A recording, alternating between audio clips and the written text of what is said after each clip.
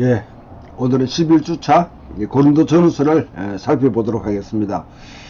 예, 고린도 전후서를 볼 때 몇 가지 우리들이 좀 이렇게 파악해야 될 점이 있는데, 먼저 고린도라는 도시가 어떤 도시인가 하는 것을 보는 게 중요하고요. 고린도의 바울이 어떻게 사역했는지, 또 그 사역하는 가운데 고린도 교인들과 바울이 아주 오랜 기간 동안 이제 편지가 왔다 갔다 하고 또 바울이 방문하기도 하고 하면서 접촉점, 어떻게 접촉하게, 그 가운데 생겼던 문제들이 무엇인지, 고린도 교회 내부의 문제가 무엇인지, 또 고린도 교회에 침입했던 그런 소위 말하는 슈퍼 사도들, 초 사도들이라 그렇게 하죠. 그들의 정체성이 무엇인지, 이런 것들을 보고 그 다음 나중에 이제 내용으로 그렇게 들어가도록 하겠습니다. 고린도란 이게 아크로 고린도라고요. 이 산 밑에 있는 아주 중요한 지금 남아 있는 이제 유적이죠. 이렇게 그 신전 6기둥만 남아 있는데 굉장히 화려하고 웅장한 그런 도시 형태를 고대 사이에 유지했다, 그렇게 볼 수 있습니다. 자,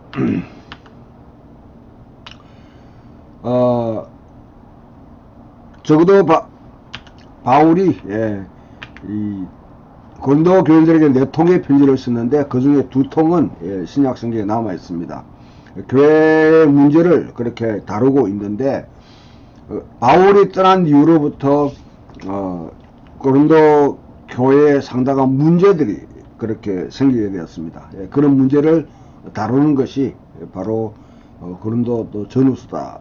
보게 되면 고린도 전후서는 1세기 당시에도 이방인 지역에서 복음이 심어졌을 때에 어떤 문제들이 생기는가, 교회 내부의 문제가 어떤 문제가 생기는가 하는 것을 보여줄 뿐 아니라 현대 지금 우리가 살고 있는 시대에도 똑같은 교회에 생기는 문제들을 대충 다 다루고 있다, 그렇게 볼 수 있습니다. 분파 문제라든지 성적인 문제라든지 은사 문제라든지 또 권위에 관한 문제라든지 결혼과 독신, 또 음식법, 또 성찬, 예배 등등, 부활에 관한 문제, 뭐 이런 문제들이 다 다뤄지고 있습니다. 셀 수 없는 문제들이 있는데 뿌리 깊은 분열, 분파 운동이 굉장히 강력했습니다. 성적인 부도덕함. 고린도라는 말 자체가 디아조라는 이 단어가 헬라어로 성적으로 부도덕한 것을 나타낼 정도로 고린도 교회는 상당히 부도덕했습니다. 왜 그러냐면 이제 대개 항구 도시들이 가지고 있는 특징입니다. 수많은 이제 상인들과 또 떠돌이들, 또 여행객들이 왔다 갔다 하는 가운데 이와 같이 이제 대개 우리나라도 보면 모든 항구 도시가 다 그런 건 아니지만은 인천이나 아니면 부산과 같은 이런 도시들이 항구 도시로 상당히 좀 이렇게 성적으로 좀 문란한 그런 문화들이 먼저 들어오는 곳이고 정착하는 곳입니다. 바울과 그의 사역의 동기에 대해서 상당히 의구심을 갖는 그런 점들도 부각되고요.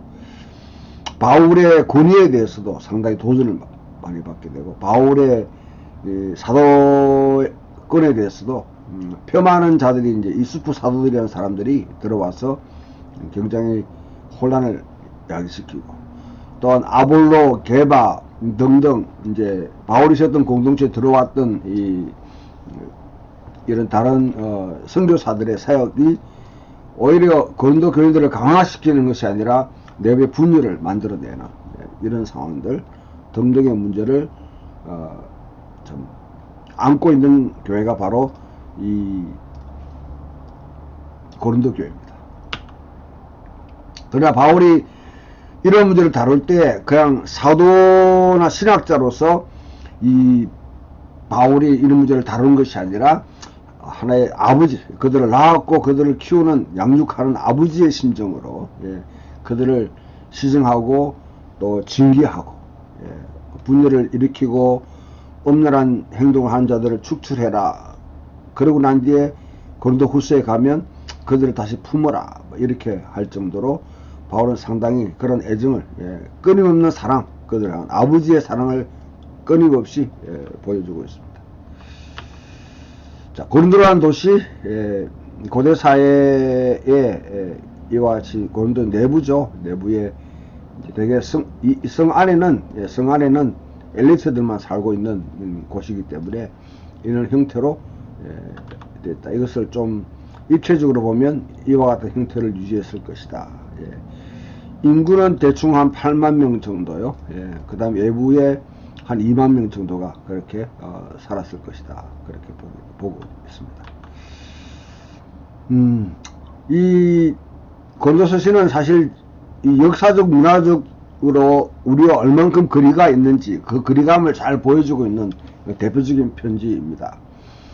지리나 언어나 사회적 관계, 경제, 종교적 맥락 이런 점에서 보면 굉장히 낯설은 그런 편지입니다. 수사적인 능력들, 웅변력, 지혜에 대한 사랑, 로마 소송 절차, 매춘 관행, 결혼에 대한 고대 견해, 독신생활, 또 육류시장이 유통되는 과정, 그것을 먹어야 되냐 말아야 되냐, 사회적 교회적 어떤 파벌이 형성되고 이교 사원에 이제 그와 같이 출입하는 문제, 머리에 무엇을 갖다 이렇게 써야 되냐 말아야 되냐, 방언, 또 죽은 자들에 위한 세례, 이건 또 엉뚱한 거지만 이런 거 있었습니다. 그리고 그리스도인들이 인간을 갖다 분류할 때 또 나오는 용어들, 셋째 하늘에 대한 환상 등등이 여기 다 등장합니다. 상당히 많은 이슈들이 등장하고 있는 것이죠. 이런 현상과 더불어서 바울은 또한 고린도 교회에 좀 부한 교회이기 때문에 예루살렘으로 가난한 성도들을 위한 헌금을, 모금을 조직해야 되는 그런 도전에도 직면해 있었고요. 무엇보다도 유대 그리스도인 중 일부가 이 고린도에 도착해가지고 소위 말하는 수프사도라는 그런 명목으로 바울 자신의 평판을 손상시키려 한다는 그런 그런 이제 운동에 대해서 또 대응해야 되는, 이런 다양한 요소들에 대해서 바울이 어떻게 대응하고 있는가, 그것을 잘 보여주고 있는 그런 편지입니다.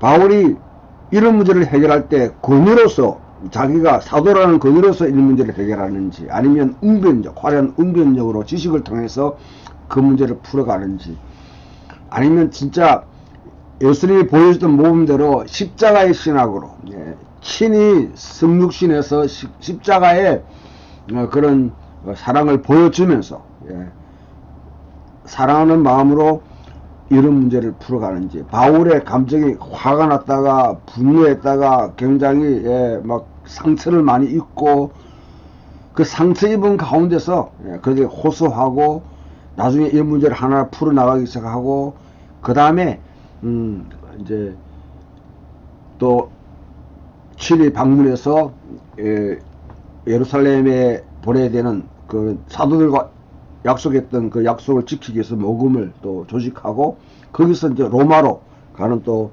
편지를 쓰게 되고 등등 이런 기반을 마련해 주고 있는 곳이 바로 고린도에서의 사역입니다. 고린도 교회입니다. 그러나 고린도라는 밭에 열심히 씨를 뿌린 언니라 새로운 포도주로 이어지게 되는데, 이 편지들은 이교도 세계에서 기독교로 살아가는 하는 도전에 대한 끊임없는 통찰력을 제공해 줍니다. 여기서는 십자가의 어리석음, 헬라인은 지혜를 구하고 유대인은 표적을 구하지만은 나는 십자가를 전한다. 십자가에 달린 그리스도를 전한다. 할 때 십자가가 이 헬라인에게는 어리석음이요, 그 유대인에게는 거리낌, 스캔들이지만은 그러나 모든 믿는 자에게 구원을 주신 능력이다. 하나님의 지혜와 하나님의 능력이다고 그렇게 선포합니다. 십자가의 어리석음으로 이런 모든 헬라의 지혜와 유대인들이 자랑하는 표적, 이런 그런 도전들을 극복해 나가는 것이죠. 사랑장, 예, 부활에 대한 또 놀이 등등은 신약 성경 가장 잘 알려진 그런 구절입니다. 바울이 자신이 십자가에 못 박힌 메시아를 따른 것처럼, 예, 우리도 바로 이 방식대로, 십자가의 방식대로 따르라 하고 도전하고 있는 책이 바로 이 고린도전서입니다. 고린도전서는 독자들에게 이교도 사회에서 살게 될 때 십자가의 렌즈를 통해서 모든 것을 보아야 한다, 그걸 촉구를 하고 있고요.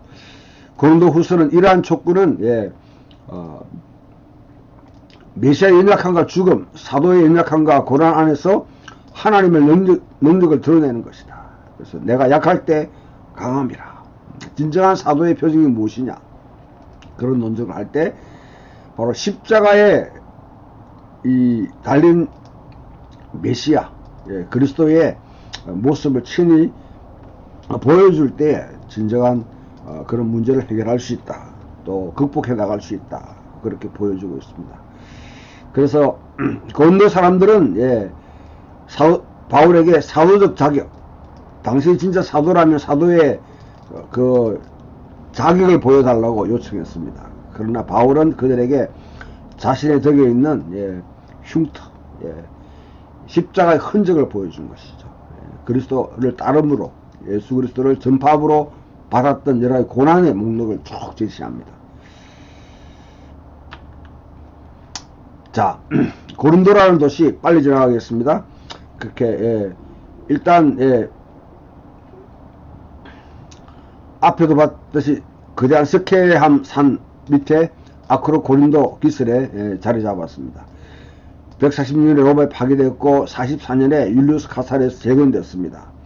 그리고 로마인들이 식민지화되었습니다. 나중에 네로가 완전히, 예, 이 고린도를 갖다가 본격적인, 예, 완전히 완성시켜 놓는 그런 역할을 하게 되는데, 바로 바울이 사역할 때 그 당시의 상황과 맞물려 있는 것이죠. 그래서 고린도 인구는 8만 명이고 주변 마을 전착총에 2만 명이 또 있었다. 한 10만 명으로 구성되어 있던 그런 도시였다는 것이죠. 이쪽이 이제 이 에게해고 이 아드리안 해인데 이어지는 이 통로하는, 사실 이 운하는 주전 7세기부터, 예, 이런 구상을 했습니다만은 번번이 실패했습니다. 그러나 실제로 이 운하가 완성되는 때는 아마 1923년 정도에 완성됩니다.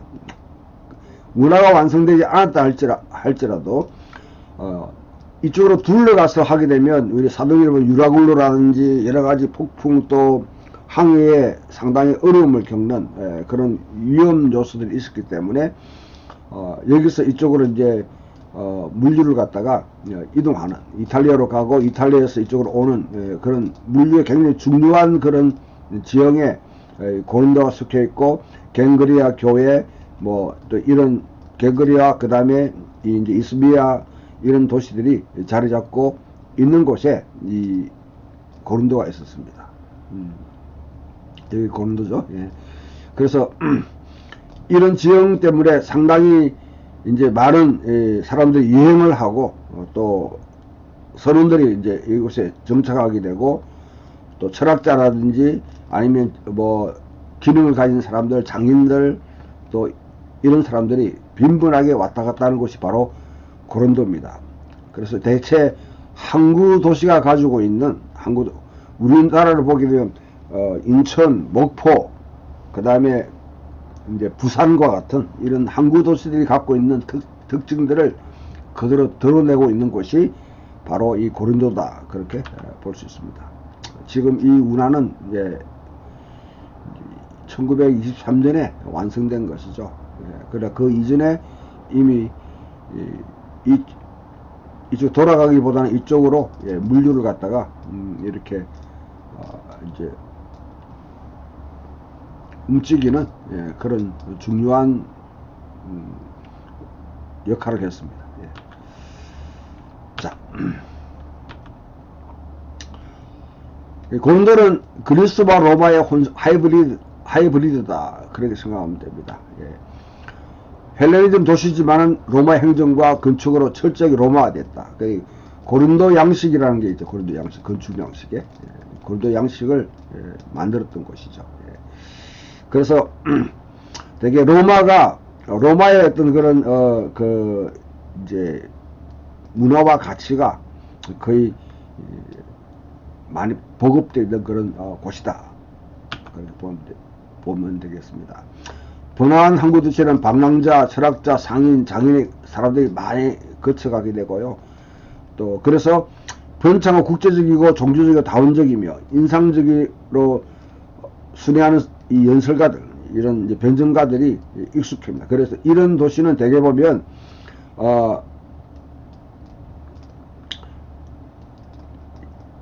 명예와 수치라는 이 지중해 사회의 아주 중요한 사회적 가치입니다. 그 자기 지위를 계속 이제 높이면서 명예를 추구하는 것이죠. 수치를 당한 것을 못 참습니다. 자기를 갖다가 그렇기 때문에 굉장히 내세웁니다. 과시하고 또 개인적인 권리에 굉장히 집착했다. 그러면서도 누구와 어떤 연관되어 있는지, 그러니까 파벌이 또 형성되는 것이죠. 이런 것이 흔행했던 그런 도시다, 그렇게 볼 수 있습니다. 자, 바울과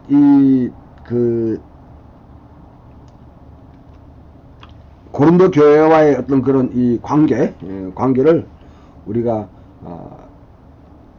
생각해 보면,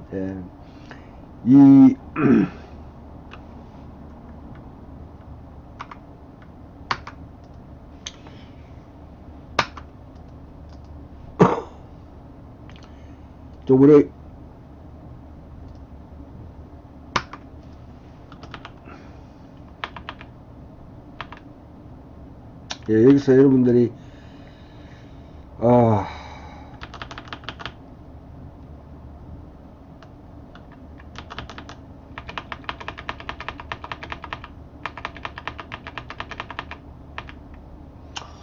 이것으로 좀 간략하지만 여러분이 잘 설명해 줄 수 있는 그런 도표들이 비록 영어로 되어 있지만은 앞뒤 좌우로 자료들에 다 이렇게 풀어놨습니다. 바울이 50년에서 51년 사이에 고린도에 첫 번째 방문을 했습니다. 사도행전 18장에 잘 기록되어 있습니다. 기억하는 바와 같이 여러분이 기억하면 소아시아 드로아에서 배를 타고 이제 빌립보로 오라는 환상을 받고 빌립보에 가서 빌립보에서 그 다음에 데살로니가, 베레아 거쳐서 아테네에 갔다가 아테네에서 이제 이 고린도로 내려왔는 것이죠. 내려왔습니다. 이때 바울이 브리스길라와 아굴라를 만나게 됩니다. 이 브리스길라와 아굴라는 이제 이게 49년, 주전 49년에 로마에서 클라우디우스 황제가 모든 유대인들은 로마를 떠나라 하는 칙령을 그렇게 발표하게 됩니다. 그 이유는 크레스투스라는 이 사람 때문에 유대 세계 자체가 서로 분란을 일으키고 소동을 일으키면서 로마의 안전 자체가, 질서 자체가 붕괴될 위기에 있다. 그래서 이 크레스투스라는 사람 때문에 문제가 야기돼서 모든 유대인들을 밖으로 떠나라 했을 때 이 크리스투스가 누구냐, 그리스도에 대한 다른 말일 수 있는 것이 가장 확실합니다. 그래서 이미 로마에서 그리스도를 믿었던 브리스길라 아굴라가 이제 이 고린도로 왔는 것이죠. 고린도로 와서 거기서 이제 같이 만나게 된 동기는 결국 바울과 브리스길라와 아굴라가 같은 동업자입니다. 가족을 채용해서 어떤 일을 하는.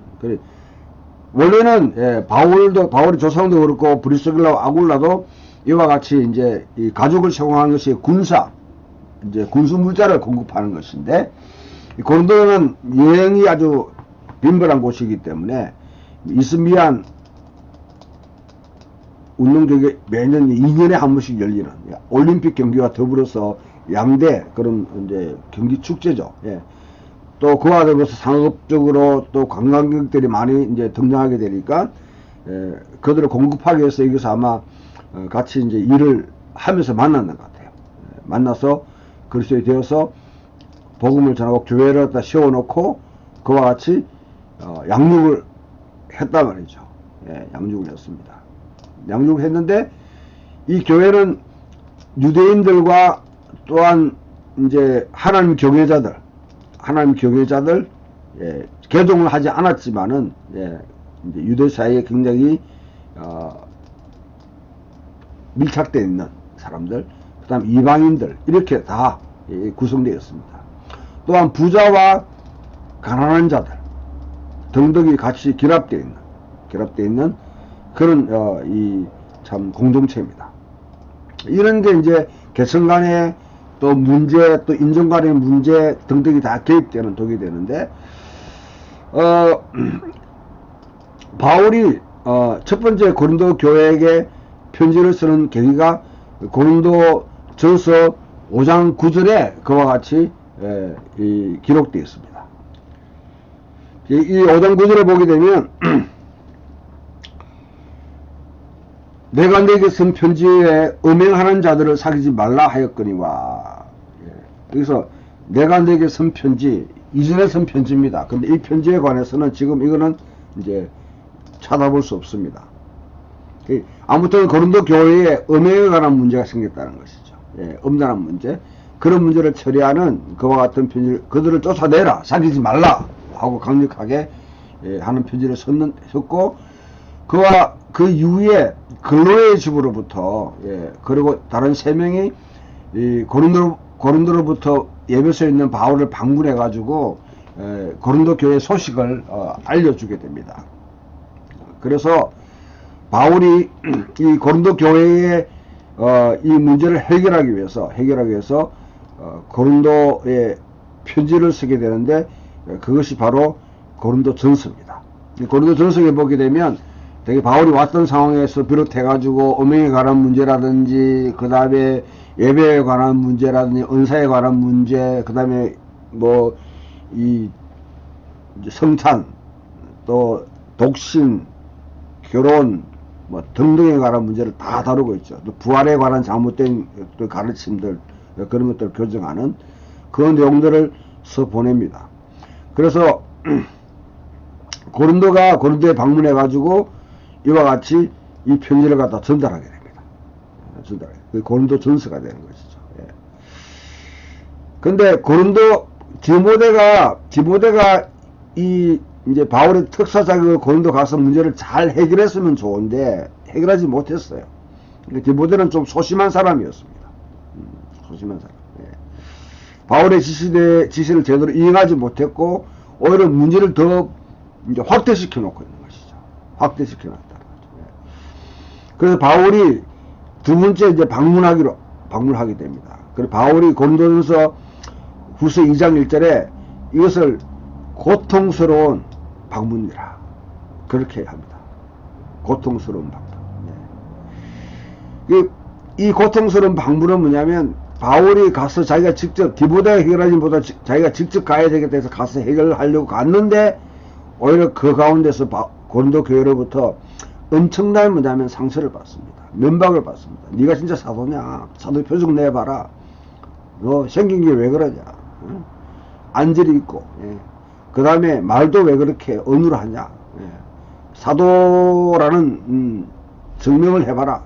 등등으로 바울의 권위를 완전히 무참하게 짓밟는 그와 같은 엄청난 상처를 아주 고통스러운 그런 이 참 방문이었습니다. 네. 그리고 바울이 이제 그 상처를 안고 돌아와서 세 번째 편지를 쓴 것이 바로 이 눈물의 편지라고, 눈물의 편지. 눈물로 쓴 편지가 되는 것이죠. 예. 그 편지를 이제 써서 고린도 교인들의 마음을 움직이려고. 그런 이제 편지를 쓰고 난 뒤에 바울은 이제 디모데는 실패했는데 디도를 보냅니다. 고린도에 파송해가지고 이 문제를 해결하도록 그렇게 보냈는데, 이제 그런 차에 바울은 이제 이 디도가 어떻게 고린도 교회 문제를 해결하는지 또 어떤 소식을 듣기 위해서 참 기다리고 있지만은, 에베소에서 바울은 사실 그 당시 상당한 또 역경을 맞이하게 됩니다. 그곳에 있으면서 투옥을 당하게 되고 맹수의 위험을 당하게 되고 아주 개인적으로 목회적으로 선교적으로 엄청난 위기에 도달했다가 결국 풀려나서 저 마케도니아 지역으로 이제 쭉 이제 여행을 하게 됩니다. 그러면서 아마 이때부터 바울이 고린도 후서를 쓰기 시작했지 않는가. 예. 근데 디도로부터 이제 바울이 두 가지 좋은 소식과 나쁜 소식을 딱, 굿뉴스와 밴뉴스를 받게 된 거죠. 굿뉴스라는 것은 뭐냐면, 디도가 가가지고 바울과 관계된 문제를 다 해결해 버립니다. 예. 그래서 이전과 같이 바울이 사도로서 바울의 권위를 갖다 회복시켜주고, 고린도 교인들이 바울에 대해서 신뢰하고 애정할 수 있도록, 애정을 보일 수 있도록 모든 문제를 다 해결해, 문제가 수습됐다 하는 것이고요. 두 번째로 안 좋은 소문이라는 것은 바로 예루살렘으로부터 왔던 어떤 그런 이 수프 사도들, 소위 말하는 위대한 사도라고 주장하는 자들 와서 바울의 복음과 바울의 사도의 신분을 표명하면서 자신들을 따르라고 그렇게 자랑하는 이 침입자들이 있었습니다. 그런 문제를 받아들이고 그에 대한 대응으로 바울이 이제 네 번째 편지 고린도 후서를 쓰게 되는 것이죠. 그래서 이 편지를 가지고 아마 디도가 다시 이제 고린도를 방문해서 그들에게 전달을 했습니다. 그리고 난 뒤에 바울이 이제 세 번째로 고린도로 그렇게 방문하게 됐다. 거기서 로마서를 쓰게 됩니다. 거기 방문하게 된 것은 이제 모금 운동에 대해서 마지막 이제 정리를 해서 예루살렘에 가난한 자를 돌보는 그런 기급으로 이제 보내려고 그렇게 했는 것이죠. 자, 이런 점들을 여러분들이 고린도 교회와 바울 간의 이런 교통 가운데 이런 이제 이 편지들이 하나, 둘, 셋, 네 개 정도 돼 있다. 그래서 고린도 후서는 사실은 뭐냐면 한꺼번에 쫙 썼다기보다는 중간중간에 쓰다가 멈추고 했던 흔적이 많아요. 그 디도로부터 소식을 듣고 난 뒤에 그 다음에 또 그 전에 고린도 교회와의 어떤 그런 문제를 이제 화해에 대한 응답으로 쓰고 또 디도가 가져온 소문에 대해서 수프 사도들에 관한 문제를 또 해결하기도 하고 그 내용이 이제 이 10장 13장인데요. 이런 것 때문에 학자들이 고린도 후서의 통일성이 이제 인테그리티에 대해서 상당히 논란이 많습니다만, 그러나 다른 것 이렇게 갖다 붙인 것이 아니라 바울이 한꺼번에 쓴 것이 아니라 고린도 전서처럼 한꺼번에 쓴 것이 아니라 여행하면서 곳곳에 새로운 상황에 따라 가지고 썼다 보게 되면 충분히 이해가 가능한 것이죠. 그래서 고린도 교회의 문제를 안고 바울이 51년부터 56년까지 이르는 아주 길어긴 동안 실험하면서 머리가 다 빠졌어요. 그리고 굉장히 많이 충격도 받고 상처도 받고 많이 또 늙어 보이게 되고 그런 문제를 일으킨 것이 바로 이 고린도 교회다 하는 것을 염두에 두시고,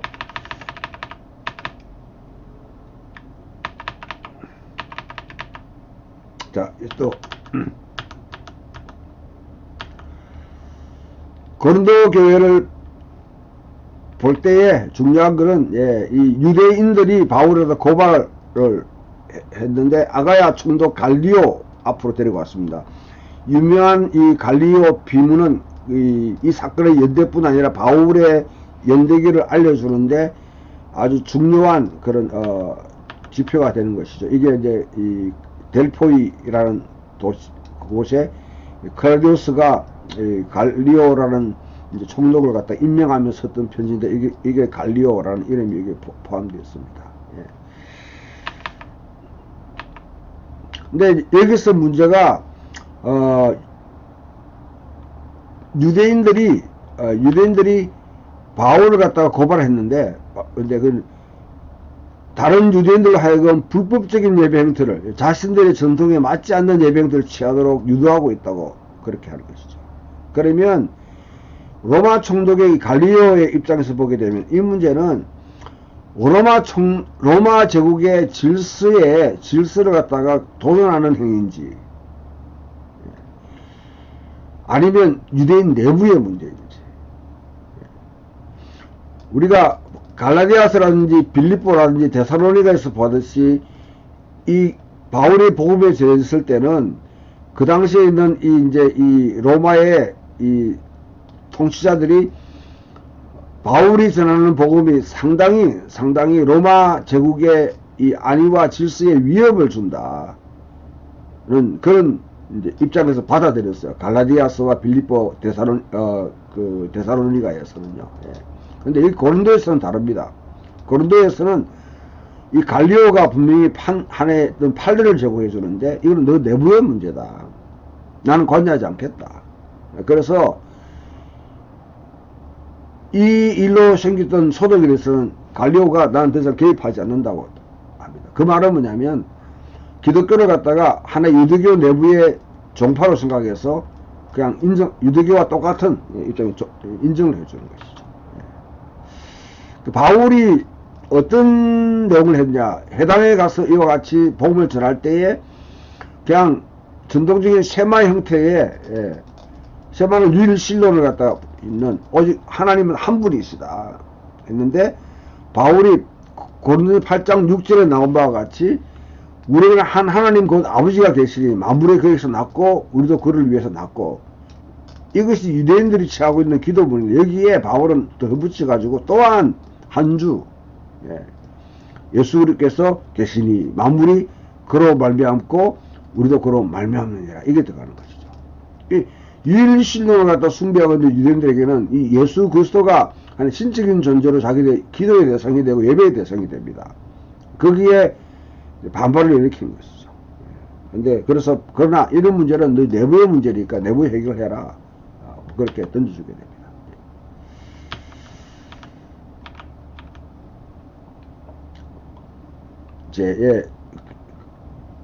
바울이 고린도를 떠난 이후에 생겼던 문제는 앞에서 제가 좀 언급했던 그 내용들을 여러분들이 보시고, 자, 고린도 교회의 문제는 뭐냐, 대개 영지주의였다 하는, 이거는 영지주의는 2세기부터 본격적으로 이제 등장했던 그런 것입니다. 마니교라든지 아니면 그리스 철학의 근본적인 이원론 자체가 이영주의를 만들어낼 수밖에 없는 그런 그 사상체를 갖고 있습니다. 그런데 이거는 2세기 이후에 이지, 고린도서를 쓸 때 50년대 그 당시의 상황은 아니다 하고 오늘날 대부분 이 논리는 거부되고 있습니다. 그 다음에 이제 또 다른 문제가 하나의 이제 고린도 교회 내부에 있는 이 분파주의. 이게 분파주의라는 것은, 여기 나는 바울을 쫓는다, 나는 아볼로를 쫓는다, 나는 게바를 쫓는다, 나는 그리스도를 쫓는다. 이와 같이 고린도 교회 내부에 아볼로나 게바가 스쳐 지나가면서 이 파벌이 생기게 될 것이죠. 바울파, 게바파, 아볼로파, 그리스도파, 이렇게 해서. 이 사이에 이렇게 하는 이유는 뭐냐면, 특히 지중해 문화에 이와 같이 명예와 수치의 문화, 이거는 명예와 수치는 가장 지고한 사회적인 가치입니다. 명예를 위해서 살고 수치를 당하면 죽는, 이런 문화 속, 이름을 항상 에고니스틱하게, 아곤이라고 그렇게 하죠. 아곤. 아주 고통스럽게 서로 경쟁을 하게 됩니다. 다른 사람보다 더 명예를 갖다가 높이고 유지하기 위해서, 이런 데서 오는 하나의 어떤 그런 경향을 고린도인들이 그대로 드러내고 있는 것이죠. 아마 이 게바나 아볼로 같은 사람들이 지나가면서 이 사람들이 뭐냐면 나를 따라 이렇게 하진 않았을 거예요. 고린도 교회가 그들에게 아볼로는 상당히 또 웅변 있게, 예, 또 구약의 성경을 풀어서 잘 설명해 주기 때문에 감동을 많이 받았을 겁니다. 굉장히 어떤 막 추종자들이 생기게 되고요. 찐팬들이 생기는 것이죠. 게바 자체만 해도 무게가 있잖아요. 예수님의 제자 가운데 아주 대변인 역할을 했던. 그러니까 바울에 비해서 보게 되면 상당히 뭐냐면 이분들이 권위가 높아지는 것이죠. 네. 그리스도파 진정하게 복음을 이해한다는 사람이 이런 문제에 대해서 관여하지 않고 우리는 또 그리스도를 따른다. 순수하게. 순수파. 예, 이런 사람들이 생기게 되는 겁니다. 이런 파벌로 인해서 생기는 문제. 이게 결국은 고린도교의 주 문제가 아닌가. 그렇게 보게 됩니다. 예. 그 바울은, 예, 이교도 스타일의 지혜와 능력에 대한 능력에 고린도에 집착하고 있는데 이것을 십자가의 신학으로 대체시킵니다. 예. 인간의 허세, 자기를 부풀리고 자랑하는 것이 위대함과 지식으로 포장되어 가지고 이게 있는데 이것을 단순한 어리석음으로, 예, 그래, 드러낸다는 것이죠. 십자가의 어리석음으로 인간의 지혜의 허세의 어리석음을 폭로하는, 예, 그와 같은, 예, 하나의 이제 응답을, 예, 바울이 하게 됩니다. 그래서 바울이 고린도 전서 초반에 내가 지금부터는 헬라인의 지혜나 유대인의 표적을 구하는 것을 더 이상 가르치지 않고 예수 그리스도의 십자가를 전하기로 결정합니다. 십자가는 유대인에게는 스캔들이고 그리스도인들에게는 수치, 부끄러움, 어리석음입니다. 근데 모든 구원을 받는 자에게는 하나님의 능력이요 지혜다. 그래서 십자가의 지혜를 전하기로 결정합니다. 그것으로 이런 문제를 극복하고 실제로 바울이 말만 한 것이 아니라 십자가를 지는 예수 그리스도의 십자가의 그 교훈을 바탕으로 고린도에서 일어난 문제를 자기가 친히 상처받고 고통받으면서도 끈 사랑을 베풀어서 그런 문제를 극복해 나갑니다. 또 이런 파벌 정신 이면에는 다양한 신학적 문제들이 등장했는데 바울이, 예, 이미 너희들이 원하는 것을 다 가졌구나. 이미 부자가 되었구나. 네 통치하기 시작했구나. 마치 실현된 종말론을, 예, 주장하는 자들, 예, 이런 자들의 그런 주장을 갖다가 바울이 뉘앙스를 풀기는데요. 예, 이런 문제들이 생겼습니다. 그래서 마치 영적으로 아주 자기들이 완전히 이제 경지에 이르기 때문에 이미 자기들은 하나님 나라 통치를 하고 있다. 그래서 자신들이 원하는 대로 모든 것을 할 수 있다. 이렇게 주장하는 자들입니다. 미래 부활에 대한 고린도를 미래 부활에서 부정하는, 이미 부활이 이르렀다. 우리는 지금 영적인 그런 하나님의 나라를, 예, 이미 맛보고 있고 다스리고 있는 자들이다. 디모데후서의 기수대 후베니아와 빌레도가 저들의 오류를 그대로 지금 여기서 보여주고 있는 것이죠. 예. 자, 이렇게, 예, 보지만 또한 최근에 리차드 헤이즈는, 예, 근본적인 고린도의 문제는 이 고린도인들이 전혀 유대적인 방식으로 생각하지 않고 오히려 정신적으로 이교도 세계에 살고 있었다는 것이죠. 이교도적인 방식으로 이것을 이해하고 있다. 하나님 나라를. 하나님 나라를 오히려 잘못 이해하고 있다는 것이죠. 임의와 아직 아님이라는 이 여러분 이 유대의 이런 종말론에 자기들은 임의만 지금 뭐냐면 알고 있는 것이죠. 이교도적인 상황 속에서 자기들 닥쳐 있는 여러 가지 복음을 가지고 이교도 특히 스토아 철학을 결합해 가지고 이와 같이, 예, 모든 것을 다, 예, 세상과 세상을 진정으로 이해하는 모든 사람이 진정한 왕이다. 하는 이런 스토아 철학을 갖다가 이제 가지고 자기들이 부풀리고 자랑하고 그렇게 했는 것입니다. 그런 내용들을 가장 잘 보여주고 있는 책이 바로 이 책인데요. 고린도의 분파들과 이 스토아 철학 이런 것을 그와 같이 통해서 고린도 교회의 문제를 이 알베로 가르실라조가 그렇게 이 책에서 그렇게 탐구하고 있습니다. 부하다 다스리다 하는 달 내가 고린도서에서 나오게 되는데 이 견주철학 시닉 필라스퍼 디오게네스부터 스토아 철학의 하나의 화두였습니다. 나는 혼자 부자다. 나는 홀로 왕으로 군림한다. 이런 하나의 구호들은 알렉산더에 대한 하나의 패러디입니다. 이게 대중화되어 있었어요. 그래서 고린도인들의 문제는 서글픈 아이러니를 드러내는데 믿음이 미성숙한 것이 아니라 자신들의 성숙도가 무엇인지를 잘못 이해하고 있다는 것이죠. 그래서 바울은 이들의 논리에 반대해서 개별적으로 집단적으로 우주적으로 하나님과 이스라엘 세계에 대한 위대한 유대 이야기들의 관점에서 보다 철저하게 유대적인 방식으로 생각하는 법을 급히 가르쳤습니다. 메시아가 누구이신지 그 다음에 내려준 성령이 무엇인지 그게 초점을 맞추어서 현재 모든 삶을 갖다 이해할 수 있도록 설명해 줍니다.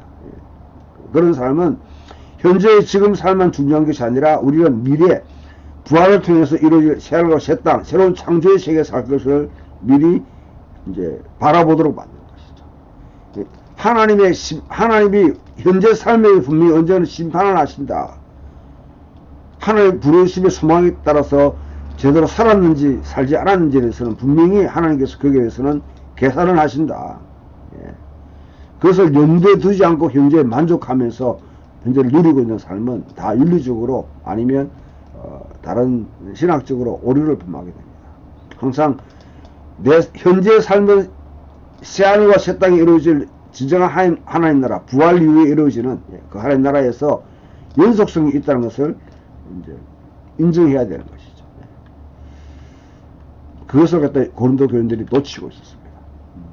이 비석은 이제 고린도에 있는 에라스투스라는 사람의 아마 도시의 공공사업 책임자였을 것인데 그가 에라스도가 자기 비용으로 포장을 깐 대가로 배를 샀다 그렇게 기록되어 있는데요. 도로에 이제 표지식이 지금 남아 있습니다.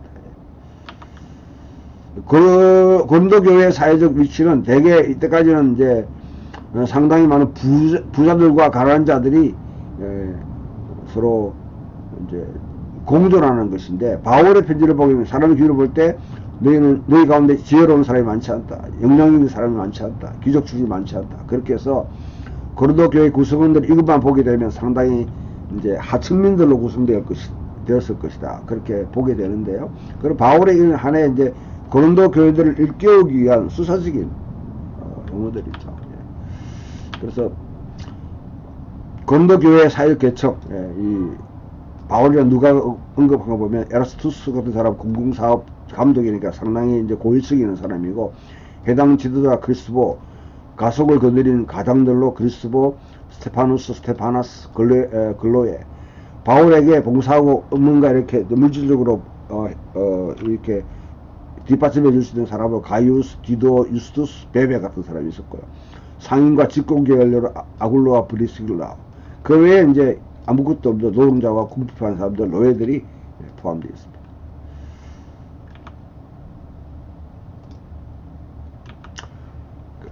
수포사들은 누구들이냐? 유대인 개종자인 동시에 이들은 영지주의적인 성격을 가진 아주 초기에 발화 상태에 있는 영지주의적인 의견, 이원론의 바탕을 두고 육과 영을 구별하는 거죠. 육은 저질적인 것이고 영은 이거는 좋은 것입니다. 달리 말하면 육을 창조한 하나님은 열등한 하나님이고 창조주 하나님은 이 하나님의 문제를 해결하기 위해서 리디버 구속자가 와서 그들의 영에 비추어서 구출한다는 것이죠. 또 성령을 받아가지고 은사주의자들, 또 소피스트들, 개변주의자들 이런 자들이 아니었을까 그렇게 보지만은 이런 것들이 조합되어 있는 가운데 유대 그리스도인들로 그래 보게 됩니다. 유대인의 특권을 자랑하면서 그들 사도고 그리스도의 종이며 의의 일꾼이라고 주장했습니다. 그리고 그들은 사도들의 추수술을 갖고 다녔어요. 게바나 아니면 야고보나 요한의 추수술을 갖고 다녔다는 것이죠. 자기들이 성취한 것을 막 떠벌리면서 자랑합니다. 고린도 교회의 문화에 막혔다. 그리고 바울이 자신들의 사도 영역을 침범하고 있는 사기꾼이다. 그렇게 주장하면서 바울과 동등하다기보다는 그 이상이다. 그래서 슈퍼사도들이라고 주장했습니다. 유대 기독교 교용자라기보다는 더 개변적이고 지혜를 가리키는 자들로서 수사학과 지혜로 양육된 그리스도를 사용하는 유대 기독교인들이 있을 것이다. 그들이 바울을 폄하하기 시작했습니다. 바울 자체만 보면 인물이나 아니면 특히 중요한 것은 사도인데, 사도는 교회가 뭐냐면 기독교 공동체가 이제 하는 후원, 사례에 의존해서 그 사역을 해야 되는데 왜 일을 하고 있느냐. 그 자체가 바울이 열등하다는 것을 보여주지 않느냐. 그렇게 되면 바울의 사도권 자체에 문제를 제기하는 것이죠. 또한 바울의 사도권에 이와 같이 도전을 받게 바울이 전하는 복음 자체가 또 위협을 받게 됩니다. 이런 식으로 바울을 공격했습니다. 바울은 이에 대한 대한 논증으로 이런 슈퍼 사도들이 어떤 사람이냐. 자기의 사역을 추구하기 위해서 하나님의 말씀을 퍼뜨리고 왜곡시키고 있는 자들. 사탄의 속임수를 사용하고 있다는 것입니다. 다른 예수와 다른 복음, 다른 영에 속한 자들이다. 이들이 스스로 의의 종이라고 그렇게 하지만은 이들은 이스라엘 사회에 이렇게 치명적인 실수를 범했던 그런 수많은 잘못된 목자들, 그들과 똑같은 자들이다. 죽이는 편지와 신해상 규정을 내세우면서 죽음과 정죄의 사역을 하고 있다는 것입니다. 그래서 이제 테스트에서 작동할 수 없는 영광을 추구하고 있는 그릇된 자들이라고 공격하게 됩니다. 그러나 바울은 자기들 생명을 주는 새 언약의 일꾼이다. 새 언약은 더 크고 영광스러운 영원한 영광을 특징으로 하는 의의 봉사를 하게 만든다는 것이죠. 그리고 이들 침입자들 달리 바울과 그의 동료들은 자천하지, 자기를 스스로 높이거나 추출하지 않습니다. 예수 그리스도를 주로 선포합니다. 그들은 그리스도의 일꾼으로 추천하는 것은 바로 고린도 사람들 자체입니다. 그리스도 자기들이 드리는 성품과 또 주께서 자기들을 추천하지만은, 그러나 이 문제 굉장히 뭐냐면 주관적이고 한편으로 이거는 증명할 수 없는 부분이니까 고린도 교인들 너희가 우리들의 추선석 아니냐. 복음의 습을 통해 하나님 능력의 역사되는 산 증거가 바로 너희가 아니냐. 너희들이 아니냐. 이와 같이 하면서 바울이 이런 침입자들에 대항하고 있습니다. 그래서 이 침입자들은 고린도 교인들을 감염시키고 또 이와 같이 중독이 들게 만들었다. 아주 중독시키는 그런 가르침을 전하는 자들이다. 이들의 가르침을 받은 결과가 무엇인가? 바울의 강의 볼 때 이들 침입자들을 인해서 고린도 그리스도인들이 노예가 되고 약탈당하고 착취당하고 아침당하고 학대당했다는 것이죠.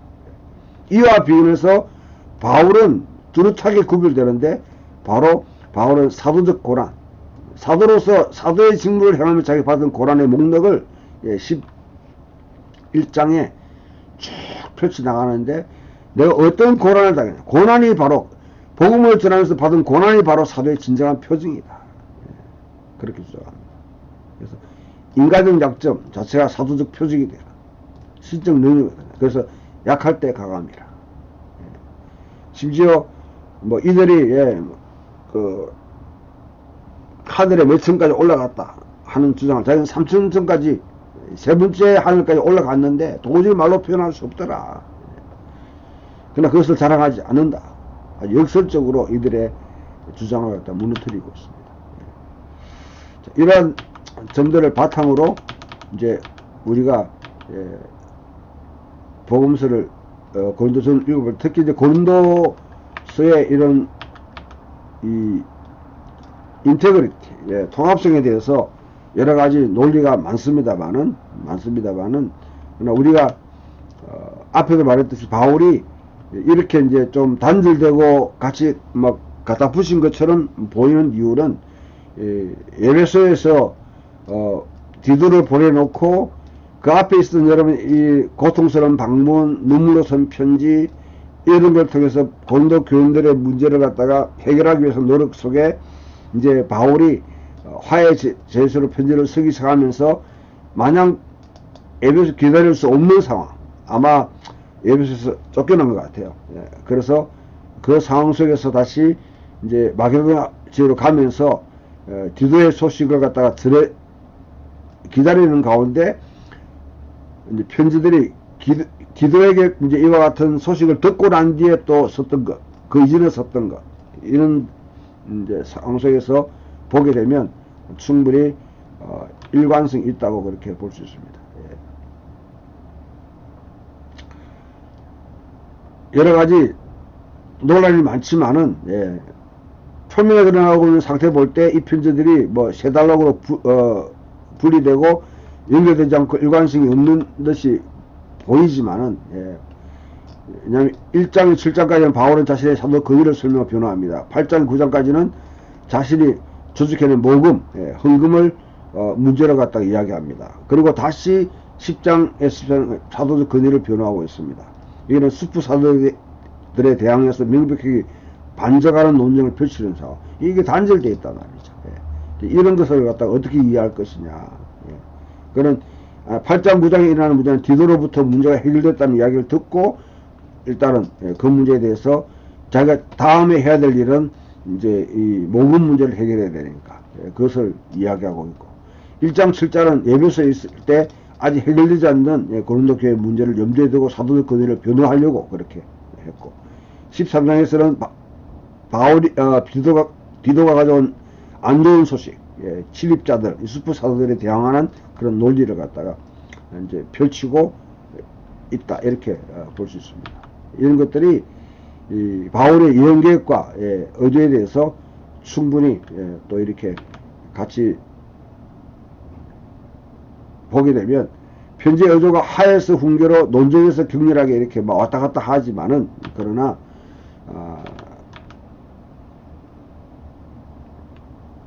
초기에 쓰인 바울의 편지들 개별편을 남겨두지 않고 결합할 수 있는 것은 무엇이냐?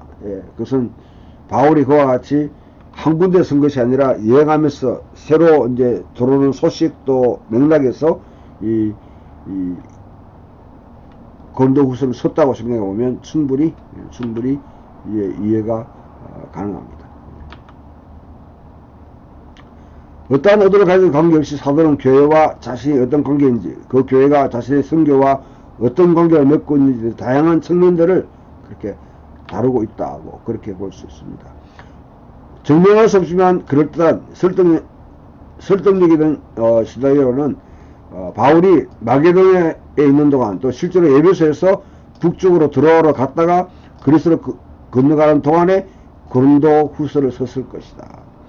아세스 자신이 직면한 위기, 자신이 최근에 겪은 끔찍한 경험담을 서술하기 시작하면서 그 경험은 자신에게 아주 좋지 않는 상처를 주었다고 봅니다. 그때에 디도가 화해 소식뿐 아니라 새로운 공경에 대한 소식을 갖고 바울이 도착했고 디도가 전해준 소식들은 바울로 하여금 아마도 여정을 계속 밝게 하거나 아니면 다른 곳에 머물게 했을 것입니다.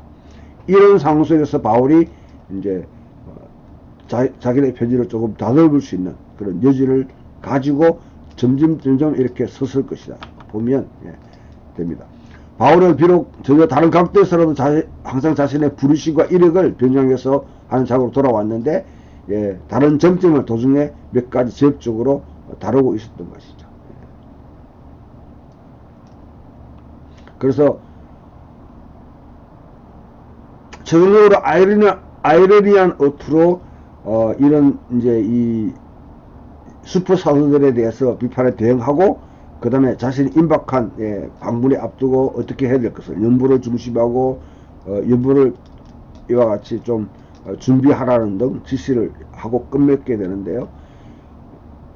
역사적으로 타당한 내용은 전혀 없다, 그렇게 볼 수 있습니다. 이런 맥락에서 우리가 고린도전서를 이제 생각하고 이제 본문을 살펴보도록 하겠습니다. 감사합니다.